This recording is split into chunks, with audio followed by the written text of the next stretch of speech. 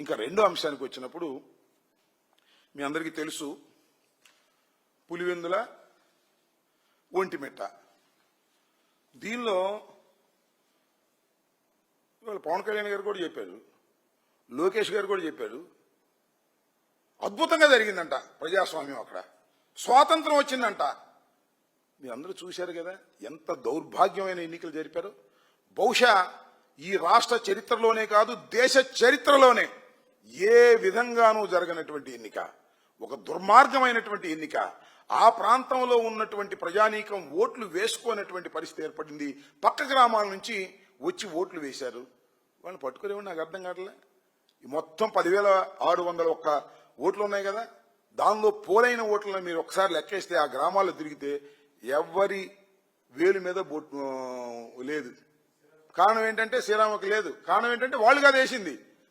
జమ్మలమడుగు నుంచి వచ్చారు, పక్క గ్రామాల నుంచి వచ్చారు, పక్క నియోజకవర్గాల నుంచి వచ్చారు. ఇంత దారుణంగా చేశారు. మన చిత్రమైన విషయం ఏంటంటే ఎవరు స్లిప్ వేశారట దానిలో. ఏమండి 30 సంవత్సరాల నుంచి మేము అసలు ఓటు హక్కు వినియోగించుకోలేదు, ఈసారి వినియోగించుకున్నాం దండం బాబు అని ఎవరు వేశారో నాకు అర్థం కాల. బహుశా జిల్లా కలెక్టర్ వెళ్ళాడు, ఆయన వేసాడేమో, లేకపోతే ప్రవీణ్ వెళ్ళాడు, ఆయన వేసాడేమో, లేకపోతే మీరు చూశారో లేదో లోకేష్ ఒక ట్వీట్ చేశాడు, బ్రహ్మాండంగా జరిగింది, అద్భుతంగా జరిగింది అని లైన్లో నుంచున్నారు. దానిలో ముందు ఒక ఆయన ఉంటాడు గడ్డం వేసుకుని, ఆయన ఎవరు తెలుసా? ఆయన ఆ పక్కన ఉన్నటువంటి అదేది మన జమ్మలమడుగులో ఉన్నటువంటి మార్కెట్ యార్డ్ చైర్మన్ ఆయన వేసి ఉంటాడు బహుశా. లేకపోతే కలెక్టర్ గారు జేబులో చేతులు పెట్టుకుని ఉంచున్నాడు కదా, ఒక ట్వీట్ చేశారు, మళ్ళీ తీసేశారు. అప్పుడు ఇద్దరు వేశారు, వాళ్ళు కూడా జమ్మలమడుగు వాళ్ళే. వాళ్ళు వేశారో స్లిప్ నాకు అర్థం కాల. అసలు ఆ గ్రామంలో ఉన్న వాళ్ళు ఓట్లే వేయినప్పుడు ఇంకా స్లిప్లు ఏమేస్తారు?